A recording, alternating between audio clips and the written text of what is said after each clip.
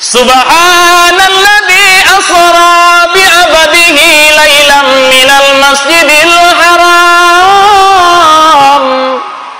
Ya Nabi salam alaika,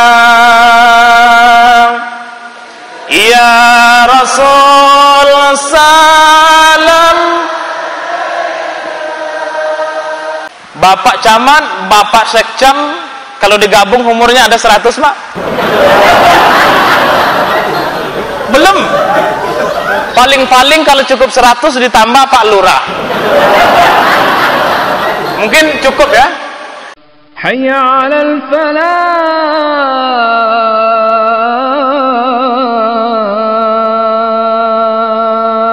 A'udzu billahi minasy syaithanir rajim.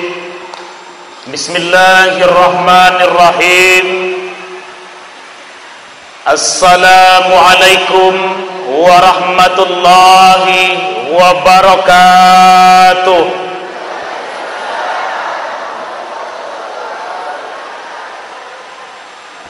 Alhamdulillahi rabbil alamin. Alhamdulillahilladzi arsala rasulahu bil huda wa dinil haqq liyuzhirahu 'alad dini kullihi wa kafa billahi shahida. Ashhadu an la ilaha illallah wahdahu la syarikalah wa ashhadu anna Muhammadan 'abduhu wa rasuluh. Allahumma salli ala sayyidina wa maulana Muhammadin wa ala alihi wa ashabihi wa man tabi'ahum bi ihsanin ila yaumiddin. Qala Allah Ta'ala fil Qur'anil Karim, bismillahirrahmanirrahim. Wa nafsi wa ma sawwaha fa'alhamaha fujuraha wa taqwaha. Qad aflaha man zakkaha wa qad khaba man dassaha. Shadaqallahul azim. Bapak Ibu para jemaah yang saya muliakan, pertama sekali sama-sama kita hormati Bapak Camat Bunut, Bapak Eri SAG. Alhamdulillah telah sama-sama kita saksikan beliau telah dilantik menjadi Camat Bunut. Orang kita mudah-mudahan semangat membangun kampung yang tentu telah mengalir di dalam darah beliau, mudah-mudahan membawa kemajuan di tempat kita ini. Amin ya rabbal alamin. Kita hanya perlu doakan beliau, lalu dukung segala arah niat-niat tulus beliau membangun kampung kita ini. Selanjutnya Bapak Sekcam yang juga baru, alhamdulillah masih muda-muda. Kemudian langsung di tiga serangkai dengan Bapak Lurah Bunut. Alhamdulillah. Ini abang-abang kami, abang-abang alumni kami, cuma tak bertemu di MTS dulu Pak. Tapi alhamdulillah memang dari dasar-dasar pendidikan, terutama pendidikan agama, Allah mudahkan jalan dan cita-cita mereka. Alhamdulillah pada hari ini mereka diberikan amanah. Kemudian Bapak Kapolsek atau mewakili dan Ramil, seluruh unsur kecamatan yang hadir pada malam hari ini, dan juga ketua pengurus masjid dan seluruh perangkatnya. Kemudian yang istimewa tentu Bapak Imam, Bapak Khatib, Bilal yang telah mengisi, mensiarkan masjid kita ini yang tiada henti-hentinya. Selanjutnya yang tentu yang saya muliakan Bapak Ibu, para orang tuaku sekalian yang telah meluangkan waktunya untuk hadir pada malam hari ini. Semoga luangan waktunya di malam hari ini dibalas oleh Allah Subhanahu wa taala dengan surganya. Amin. Bu, apa kabar? Sehat? Sehat? Alhamdulillah. Sehat dulu yang penting. Bapak, apa kabar? Sehat? Sehat? Masih sodap mokuk lagi? Alhamdulillah sehat. Mengapa sehat ditanya pertama? Itulah modal. Tak ada duit, sehari tak ada duit, seminggu tak ada duit, masih aman.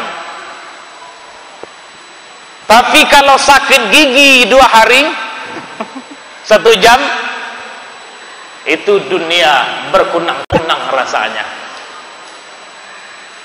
Jadi Bapak Ibu yang saya muliakan, sehat adalah modal pertama sekali di dalam kita menjalani kehidupan. Salah satu nikmat yang besar di antara nikmat-nikmat yang besar yang lain, kesehatan. Syukurilah.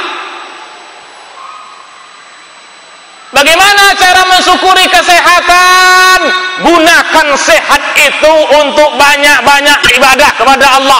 Jangan segan-segan datang ke masjid Allah. Jangan segan-segan menundukkan kepala itu untuk bersujud kepada Allah. Allahu Akbar. Bawalah kening ini bersujud kepada Allah sebagai bukti kita bersyukur kita diberikan kesehatan. Lah Bu, sudah ngantuk.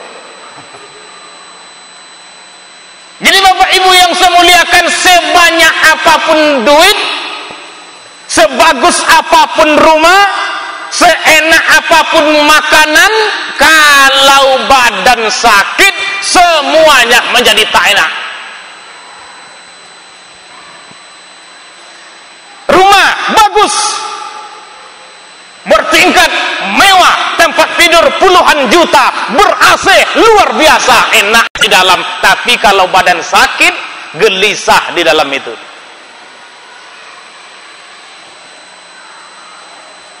Makanan, apa makanan yang paling kita suka? Cari, bayangkan.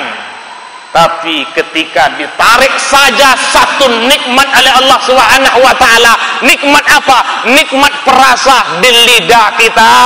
Ketika zaman hari ini orang banyak sakit, orang sakit tenggorokan, orang sakit lidah, berubah sedikit saja rasa di lidah itu, maka carilah makanan apa yang paling kita suka, semuanya berubah rasanya menjadi pahit. Kenapa? Allah tarik sedikit saja kesehatan dalam diri kita, maka semuanya berubah, semuanya menjadi tidak enak. Maka nikmat yang perlu kita syukuri pertama itu adalah nikmat sehat yang diberikan oleh Allah. Semoga Allah menjaga kesehatan kita ini, amin ya rabbal alamin. Kemudian Bapak Ibu yang saya muliakan, kemudian yang kedua, mengapa kita perlu bersyukur kepada Allah Subhanahu wa taala? Alhamdulillah, di tengah-tengah kesibukan kita siang tadi. Ini kalau ditanya pasti capek. Bu, capek? Leta? Nah, kalau ibu masih semangat. Mengapa demikian? Jam segini adalah jam saatnya kita istirahat. Di depan rumah kita, di depan AC kita, di depan televisi kita, di depan kipas angin kita, di dalam kamar kita yang mewah, di dalam kamar yang kita cintai, jam segini saatnya kita istirahat. Bahasa kami lubuk toapnya, jam melui-luyen pinggang. Iya, Bu. Le tentunya tentulah pula ya. Meluyan pinggang. Kenapa meluyan pinggang pada malam hari ini? Siang tadi sudah capek di jalan, sudah capek di kantor, sudah capek di kebun, sudah capek di pohon karet, sudah capek mendodos. Kita bekerja bertebaran di muka bumi, mencari usaha kita masing-masing. Malam ini saatnya kita istirahat. Tapi apa kata pengurus masjid? Wahai jamaah, malam nanti datang ke masjid, kita peringatan Isra dan Mi'raj. Maka kita tinggalkan TV kita tinggalkan kasur cantik kita tinggalkan kenyamanan di rumah kita datang pada malam hari ini. Mengapa kita datang, Bu? Bu, agak sayup dia. Mengapa kita mau datang? Salah satu jawabannya adalah Bismillahirrahmanirrahim. Tak pakai jawab deh, tak? Jawablah, Bu. Allah. Supaya tangan tuh.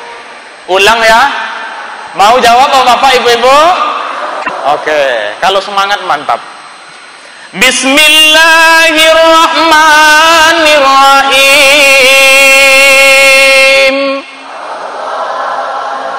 Nah, itu kan luar biasa namanya. Yauma la yanfa'u malu wala banun illa man atallaha biqalbin salim.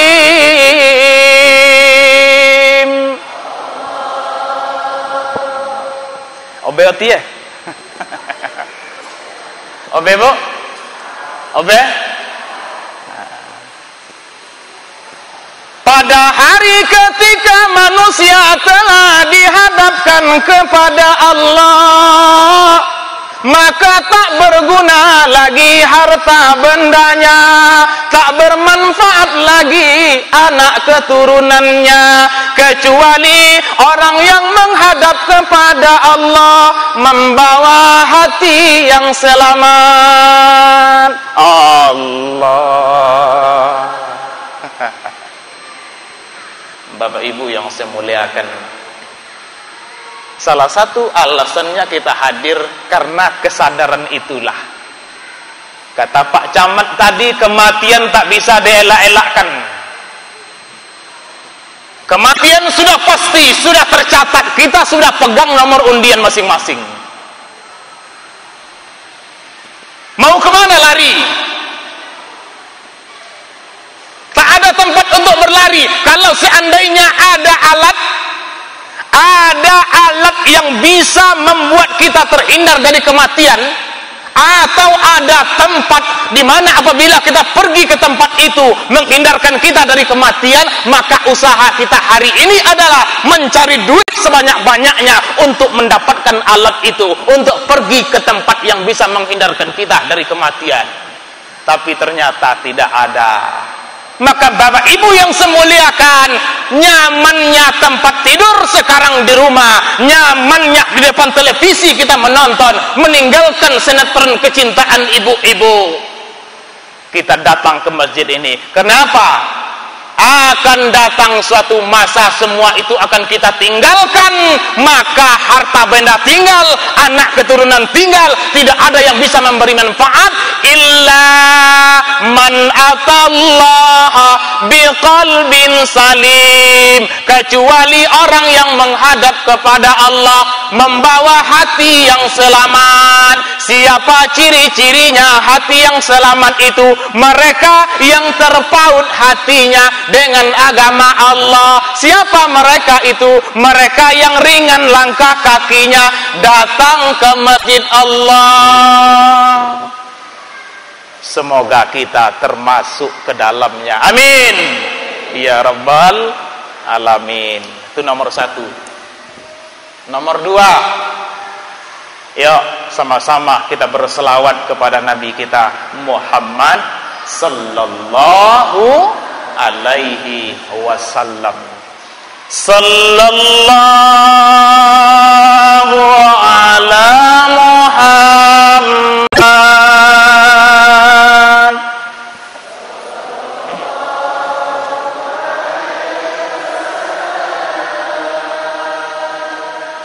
Sallallahu ala Muhammad.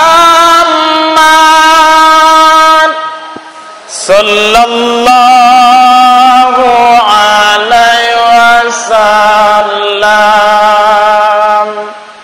Ya Nabi salam alaika. Ya Rasul salam. Ya Habib salam alaika. Salawatullah alaika. Sallallahu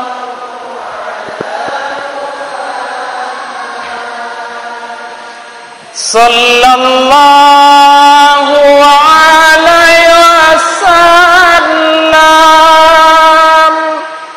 Sallallahu ala Muhammad.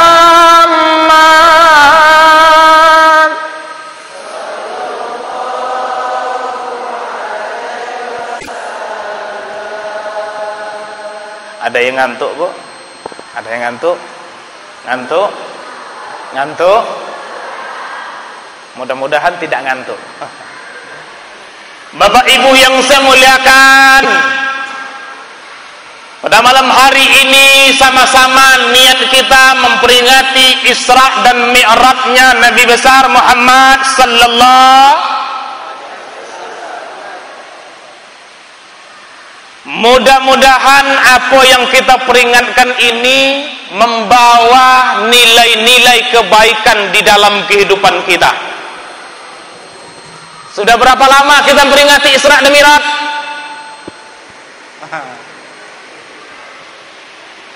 Dikali saja umur kita, hampir mirip. Dikurang-kurang umur masa anak-anak tak mengerti.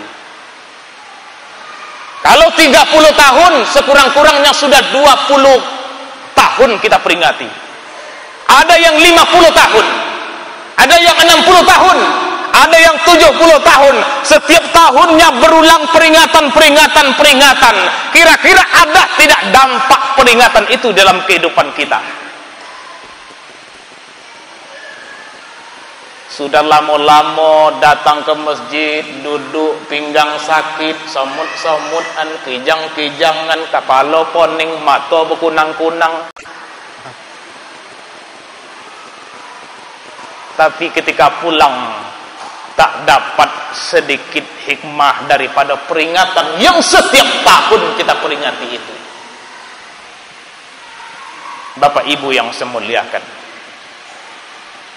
Subhanalladzi asra bi 'abdihi lailan minal masjidil haram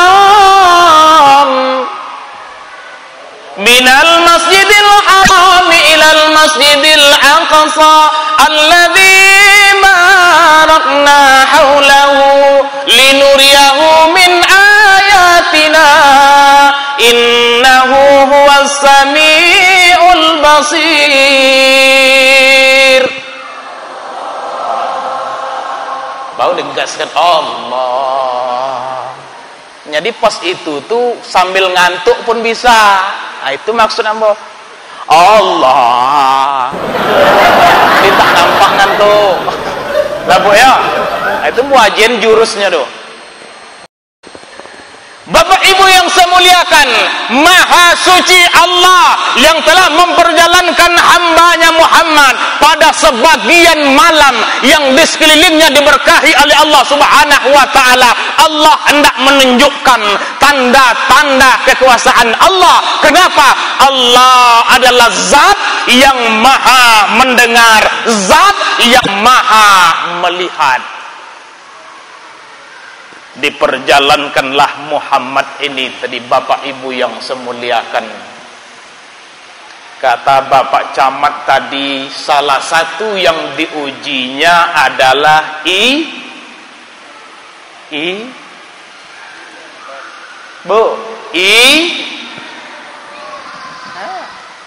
ngantuk Ibu. Iman. Mengapa iman yang diujinya? Karena memang ketika peristiwa Isra dan Mi'raj pada tahun ke-10 kenabian, artinya apa? Nabi itu baru 10 tahun menjalankan risalah dari Allah Subhanahu wa ta'ala. Maka level iman pada saat itu beda-beda. Maka diuji pada saat itu level imannya. Hari ini gimana? Sama. Level iman juga. Hari ini kita diuji dengan perjalanan Isra dan Mi'raj. Sekarang saya tanya kepada Ibu, percaya atau tidak perjalanan itu? Percaya, Bu? Percaya? Bapak-bapak? Nah, dari mana percayanya? Kata guru-guru kami model itu, percaya. Nah, Bapak Ibu yang saya muliakan, pertama apa? Memang iman yang diujinya. Karena kalau tak diterima dengan iman, tidak yakin kepada Allah, tidak yakin dengan kekuasaan Allah, orang pada saat awal ketika Nabi kita melakukan perjalanan Isra dan Mi'raj, minal Masjidil Haram ilal Masjidil Aqsa, dari Aqsa naik Mi'raj ke langit yang pertama, ke langit yang kedua, ke langit yang ketiga, sampai ke langit yang ketujuh, naik ke arasnya Allah, Sidratul Muntaha, berdialog dengan Allah, kembali lagi ke bumi, sebelum subuh telah sampai ke bumi. Itu tadi kalau diciton singkatnya, singkat. Tapi perjalanan itu perjalanan yang luar biasa, bukan seperti perjalanan minal lubu' tarat ilal bunun.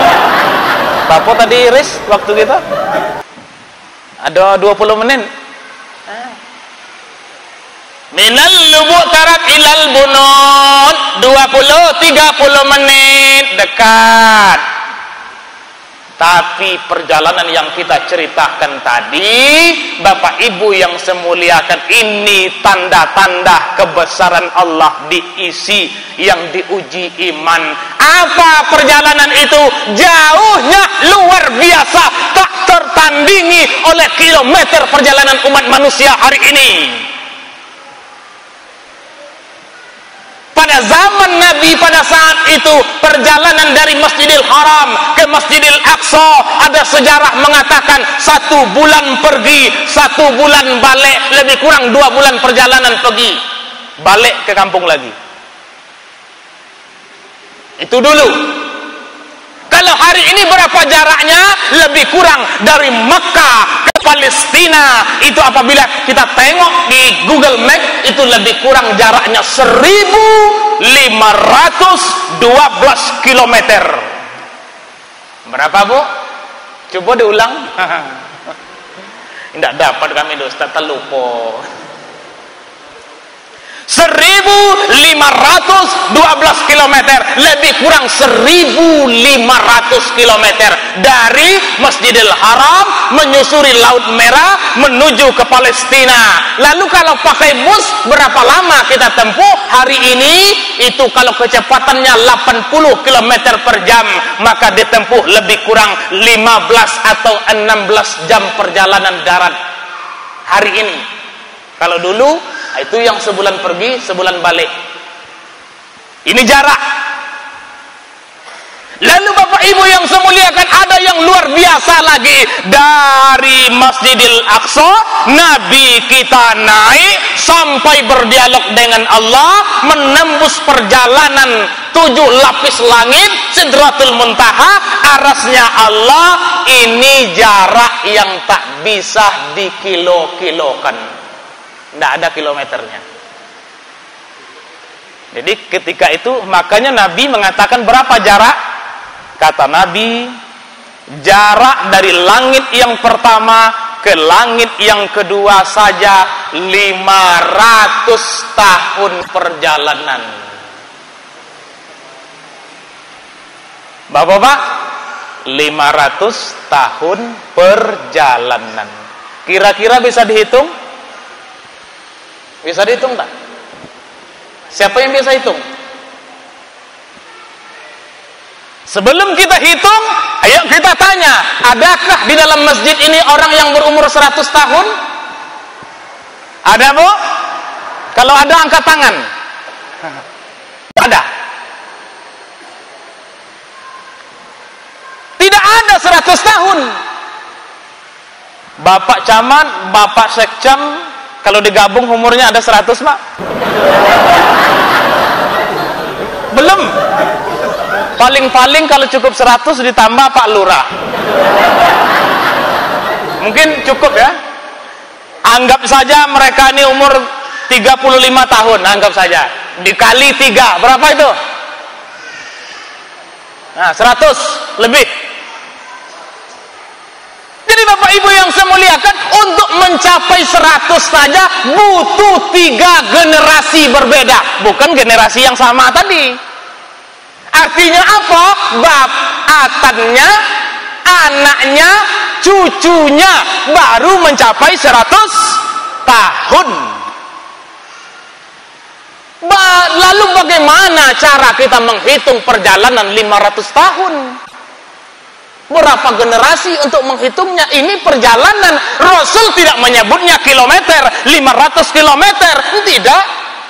Tapi perjalanan 500 tahun antara satu langit ke langit yang berikutnya, 500 tahun perjalanan dikali 7, belum lagi Sidratul Muntaha, belum lagi arasnya Allah. Maka Bapak Ibu yang saya muliakan, Nabi hendak mengatakan bahwa perjalanan naik itu perjalanan yang jaraknya tak bisa dihitung oleh teknologi manusia. Tak ada yang bisa menghitung. Begitu luar biasa jauhnya. Maka jarak yang jauh ini tadi ditempuh hanya sebagian malam. Sebagian malam saja.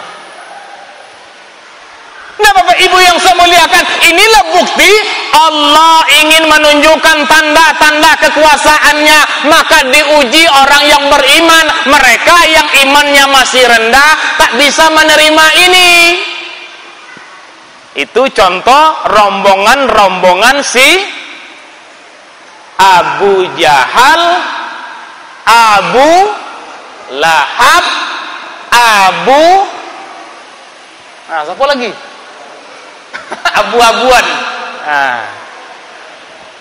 Siapa mereka ini? Tak lain tak bukan rombongan si Abu-abuan ini tadi. Asiko ada nama Abu? Mana tahu nanti salah sebut. Kan ada Abu Mansur. Ada nama? Tak ada deh Bang ya. Inilah rombongan paman Nabi. Ini paman Nabi ini, mereka ini bukan orang lain, keluarga. Tetapi level imannya tak bisa menerima karena keyakinan kepada Allah tak ada. Apa kata paman-paman Nabi ini? Muhammad, stop dulu. Saya panggil orang-orang kampung, lalu kau ceritakan apa maksudnya. Tak ada lain, tak ada bukan untuk mengolok-ngolok Nabi. Mereka mengolok-ngolok kebenaran. Level imannya tak sampai di situ. Tetapi Bapak Ibu yang saya muliakan, ketika sampai kepada Abu yang satu lagi, siapa Abu yang satu lagi? Abu Bakar. Nah, ini beda nih orangnya. Teman Nabi, teman dekat. Beliaulah orang level imannya telah sampai kepada Allah. Ketika meyakini kepada Allah, kita juga hari ini ketika yakin kepada Allah, sebagaimana yang selalu kita baca dalam surat Yasin ayat yang kedua sebelum yang terakhir. Apa bacaannya Bapak Ibu? Nah, apa bacaannya? Ayat 1 sebelum yang terakhir. Nah, kata lupa. Amo togak lah yo. Nah, iko kursi-kursi Pak Caman. Kalau mau di Lampung tak gelik-gelik ya so. tak bisa jadi pejabat namun. Jadi Bapak Ibu ya, apa kata Allah dalam surat Yasin itu? Ya bantu Bu. Innama amruhu idza arada say'an ayyakula lahu kum. Ketika Allah menghendaki segala sesuatu, maka Allah cukup katakan kum fayakun, jadilah maka terjadilah. Bapak Ibu yang saya muliakan, perjalanan Isra dan Mi'raj itu bukan kekuatan Muhammad, tapi Allah yang memperjalankan. Ketika iman meyakini Allah itu qadrat, iradat, berkehendak semaunya, maka perjalanan yang seperti itu tak mudah sekali kita terima ketika meyakini kekuasaan Allah Subhanahu wa ta'ala. Bapak Ibu yang saya muliakan, dari tempat tidurnya ke Masjidil Haram, ke Masjidil Aqsa, ditemani oleh malaikat Jibril. Sesudah itu apa? Naik ke langit yang pertama, naik ke langit yang ke berikutnya, sampai langit yang ke-7, lalu mau memasuki gerbang Sidratul Muntaha. Maka pada saat itu apa yang terjadi? Kata Jibril, wahai sahabatku, wahai Muhammad, kita akan memasuki gerbang Sidratul Muntaha. Lalu bagaimana? Muhammad, mulai saat ini pada batas ini silahkan kau melanjutkan perjalanan sendiri. Kata Nabi, mengapa begitu? Dari jauh-jauh bumi di tempat tidur sampai tempat yang tertinggi ini engkau temani aku, wahai Jibril. Tetapi sekarang mengapa engkau cuma sampai di sini? Jibril mengatakan, wahai Muhammad, sesungguhnya masing-masing kita punya makam yang berbeda. Makam engkau wahai Nabi Allah, engkau kekasih Allah, nikmat yang diberikan padamu tak terhingga. Maka sampai pada saat inilah makam yang diberikan oleh Allah kepadaku. Aku tidak bisa melanjutkan lagi perjalanan memasuki alam ini. Karena apa? Apabila aku lewati alam ini, maka akan terbakarlah tubuhku. Hanya engkaulah makhluk Allah yang diizinkan untuk memasuki alam lahud, alam ketuhanan. Bapak Ibu yang semuliakan, Jibril mundur, Nabi kita Muhammad sallallahu alaihi wasallam melakukan perjalanan yang dibimbing oleh malaikat-malaikat yang lain untuk bertemu dengan Allah. Apa yang hendak saya sampaikan di sini? Bapak Ibu yang saya muliakan, yang kedua, luar biasanya perjalanan Isra dan Mi'raj ini. Kalau tadi dari segi jarak ditempuh dengan sebagian malam, yang kedua Isra Mi'raj menjadi bukti bahwa Nabi kita adalah makhluk satu-satunya yang paling hampir dengan Allah Subhanahu wa ta'ala. Bahkan malaikat Jibril sekalipun di bawah derajat Nabi kita Muhammad sallallahu alaihi wasallam. Jadi Bapak Ibu yang saya muliakan, perjalanan Isra Mi'raj ini menjadi bukti bahwa tak ada makhluk yang paling hampir dengan Allah kecuali Muhammad. Baik makhluk yang ada di bumi, baik makhluk yang ada di langit, baik makhluk yang ada di lautan, yang kecil, yang besar, golongan manusia, golongan jin, golongan malaikat, penghulu malaikat Jibril, tak sampai derajatnya seperti derajat Nabi Muhammad sallallahu alaihi wasallam. Nah, Bapak Ibu yang saya muliakan, kira-kira apa rahasianya? Bu, mau tahu? Ah, berarti indah lagi. Kalau indah kita tutup. Apa rahasianya? Maka Bapak Ibu yang semuliakan, kembali kita ke bumi. Nah, tadi kita telah sampai Sidratul Muntaha, kembali lagi kita ke bumi, tarik lagi ke belakang, turun lagi kita.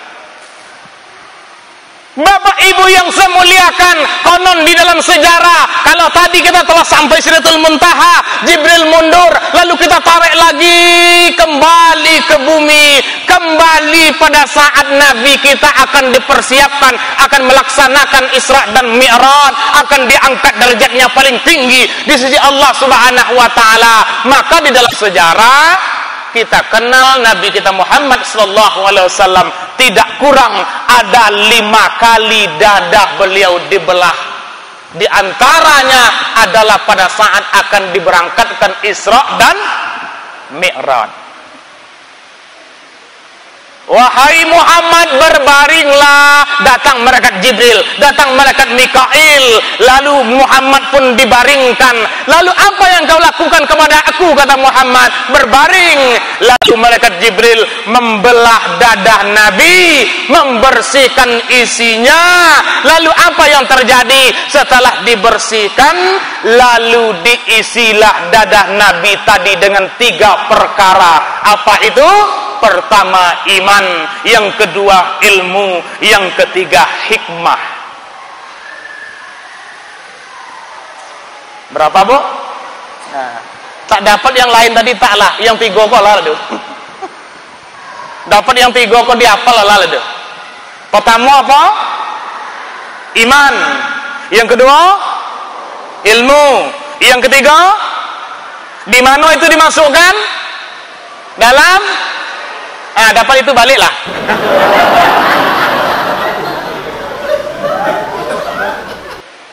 Bapak Ibu yang saya muliakan, ternyata inilah rahasia diangkatnya derajat Nabi mulia di sisi Allah.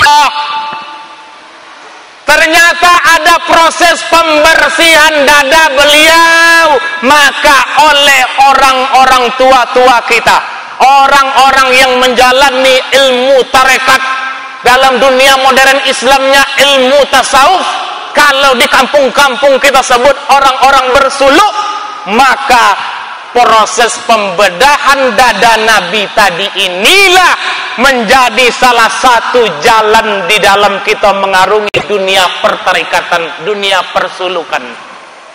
Di mana mencontoh? Inilah di dalam istilah tarekatnya disebut dengan 3 serangkai. Apa itu? Pertama, proses tahalli. Yang kedua, proses tahalli. Yang ketiga, proses tajalli terhadap pembelahan dada Nabi tadi.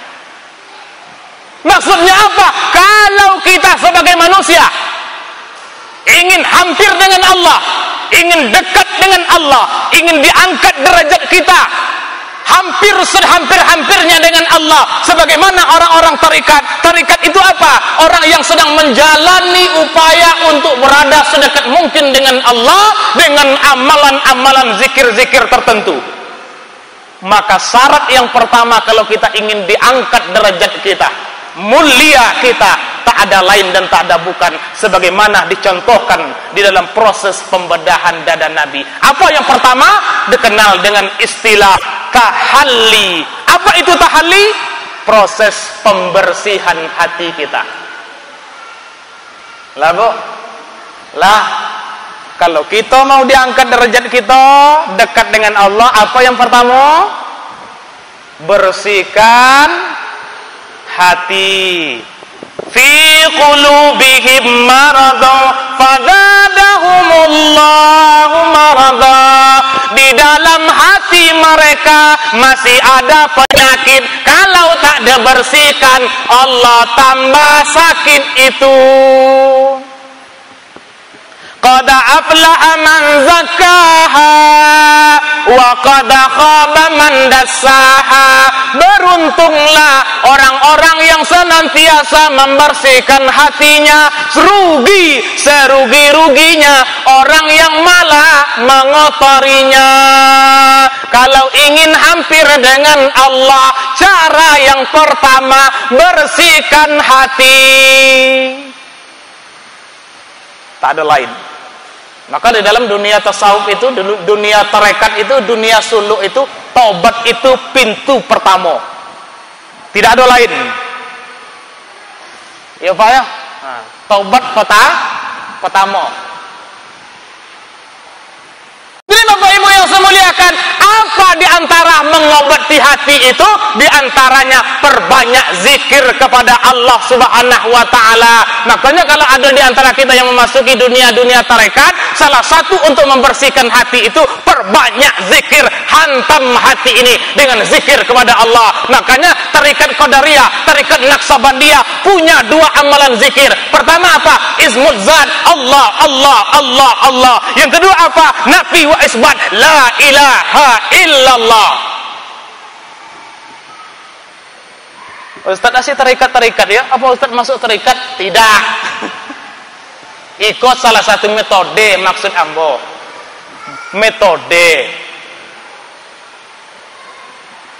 Maka apa? Makanya ada asalnya kita la ilaha illallah. Nampak bu uang berzikir la ilaha illallah kepalanya tergeleng-geleng? Ada Pak? Kodap la ilaha illallah, angkat la ilaha illallah. Ada Pak ya? Apa maksudnya tuh?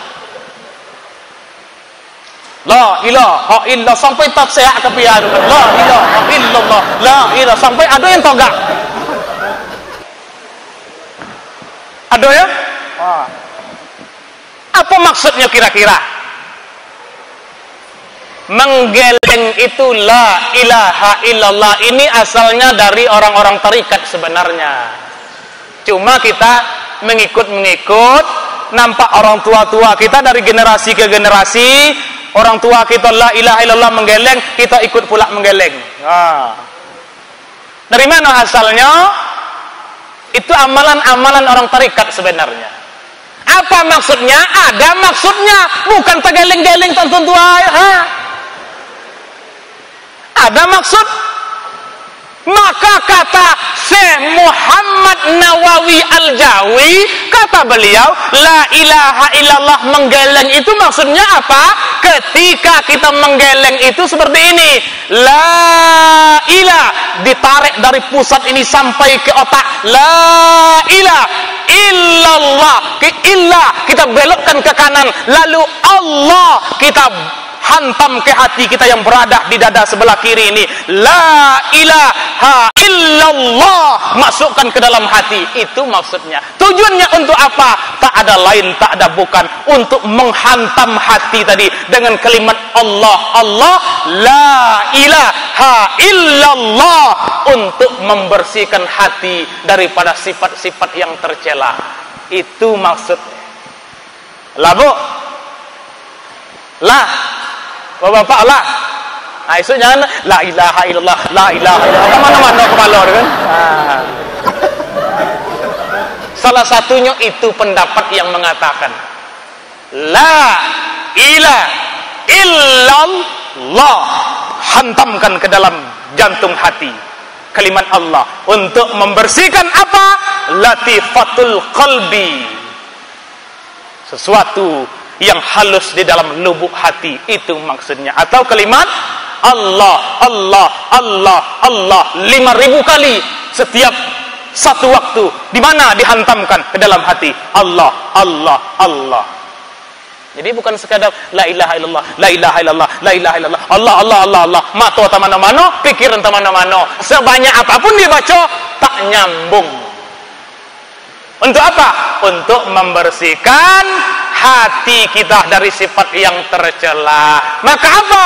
Kalau seorang hamba ingin diangkat derajatnya dekat dengan Allah, cara yang pertama, bersihkan dulu wadah di dalam hati kita. Selagi di dalam hati kita masih ada penyakit, masih ada kotoran, maka itulah yang menjadi hijab kita untuk dekat dengan Allah. Takhalli. Yang kedua apa?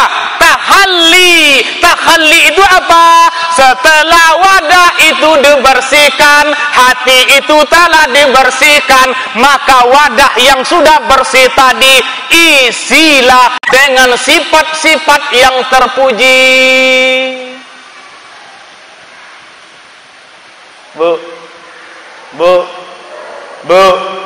Nah, jangan tidur. Sekejap lagi kita tutup. Kalau ibu mau memasak gulai, sementara dalam kuali itu masih ada lemak-lemak sapi, masih ada kaat-kaatnya, apakah langsung dimasukkan santan di dalamnya? Masuk aja. Kalau ada di dalam kuali itu masih ada karat-karatnya, masih ada lemak-lemak masakan yang terdahulu, supaya santan yang akan masuk ini menjadi sedap rasanya, maka mau tak mau bersihkan dulu kuali itu. Baru menjadi gulai sempodedu. Tapi kalau tak dibersihkan, gulai sempode tadi bercampur aduk, dikaton gulai sempode rasanya seperti tumis berminyak-minyak, ontanya rendang, entahnya gulai. Kenapa? Kuali tak bersih. Apabila kuali tak bersih, apapun dimasukkan makanan di dalamnya berubah rasanya. Begitu juga hati. Kalau hati belum bersih, mau sholat tak enak. Maka untuk mendapatkan sifat yang terpuji, bersihkan dulu. Maka diisilah santan tadi, dikasihlah ikan patin tadi, maka menjadi gulai sempode ala orang-orang Melayu. Kenapa? Enak rasanya, kualinya sudah bersih, barang yang masuk di dalam itu barang yang bagus, barang yang bersih. Maka apa? Hati kalau sudah bersih, baru masukkan sifat-sifat yang terpuji. Itu proses yang kedua. Setelah yang kedua ini, proses bersih sudah, proses isi dengan sifat terpuji sudah, maka sampai kepada yang ketiga, secara otomatis apa? Tajalli. Apa itu tajalli? Tersingkat hijab dengan Allah. Barulah enak sholat tadi. Bu, salat kita enak apabila sampai pada level yang ketiga, tersingkap hijab kita dengan Allah. Allahu Akbar. Bismillahirrahmanirrahim. Alhamdulillahi Rabbil Alamin. Ar-Rahmanir-Rahim. Maliki Yaumiddin. Barulah menetes air mata. Kenapa? Karena hatinya sudah nyambung dengan Allah. Allahu Akbar. Bawa sujud kepalanya, enak rasa hati itu. Karena pada saat sujud itu, saat berada terdekat dengan Allah. Jadi jangan heran Bapak Ibu, subuh-subuh orang tua-tua kita pada saat dingin, pada saat gelap, pada saat mati lampu, ditambah pula gerimis-gerimis sedikit, mereka tetap datang ke masjid. Sementara kita pada saat itu terlelap dengan tidur kita, terlelap dengan mimpi kita. Kenapa orang tua-tua kita mampu melakukan itu? Mungkin saja hati mereka telah nyambung dengan Allah. Mereka lebih bisa merasakan kenikmatan kebaikan untuk datang ke masjid melaksanakan sholat daripada tinggal di tempat tidur mereka. Kenapa? Mungkin bedanya hati mereka itu telah nyambung kepada Allah. Mengapa kita buat? Nah, kok kita kok datang ke masjid buat seelok apapun imam, bismillahirrahmanirrahim. Imam paripurna. Mana Pak Imam kita? Pak Imam paripurna, Pak? Imam paripurna kita sudah mantap. Bismillahirrahmanirrahim. Subuh lagu bayati, maghrib lagu nahawan, kemudian ditambah lagi lagu jiharkah, diubah-ubahnya lagu itu supaya jemaah tak sogan, tak tetap ikut sholat. Tapi apa yang terjadi? Di belakang kita tetap gelisah. Memang panjang imam tuh. Ke bulan puasa lah dokat kah? Kalau siku berapa rakaat tarawih? 8. Saboleh. Bismillahirrahmanirrahim. Sabbi isma rabbikal a'la alladhi khalaqa fasawwa walladhi qaddara fahada walladhi akhrajal mar'a. Di belakang. Dibaca inna a'toina sudah. Ikut sabihis. Sampai naik ketiga, Allahu Akbar, Bismillahirrahmanirrahim, waladdallin, amin, Bismillahirrahmanirrahim, inna a'tainakal kautsar. Kita mantap. Nak copot-copot yo. Gelisah solat du. Solatnya tak enak. Solatnya selalu gelisah. Kenapa solat tak enak? Mengapa solat gelisah? Karena bisa saja kita tak nyambung hati kita kepada Allah. Solat hanya sekadar tunduk longgak saja. Allahu Akbar. Sami Allahu liman hamidah. Allahu Akbar. Tidak akan pernah sodap solat tadi kalau hati tak nyambung kepada Allah. Maka sambungkan hati dengan Allah. Bagaimana caranya itu? Cara kita tadi. Apalagi salat zuhur. Bulan puasa. Tongai jam 1, jam 2. Balik dari sawit, balik dari manaki. Salat zuhur di rumah badan angan Allahu Akbar. Sami Allahu liman hamidah. Allahu Akbar. Allah. Ikut rakaat 2, 3, 4 agak. Itu ragu lagi tuh. Mana gak ya? Badan berpolu-polu, menggigil, puasa pula tuh. Budak menangi, laki tak pakai balik, tukang kredit lah datang pula. Contoh lah kali. Allahu Akbar. Ini rekaan 1, 2 atau 3 atau yang terakhir kok. Bertanya-tanya dalam hati. Iya tak iya? Allahu Akbar. Selesai. Maka salat yang tidak dihayati, salat yang tidak nyambung kepada Allah, maka salat itu tidak enak. Maka bukalah hati kita, bersihkan, isi dengan sifat terpuji, maka Allah akan membuka ma'rifatnya, hijabnya dengan Allah. Kalau terbuka hati kita dengan Allah, Allah akan tolong kita. Barulah enak ibadah tadi.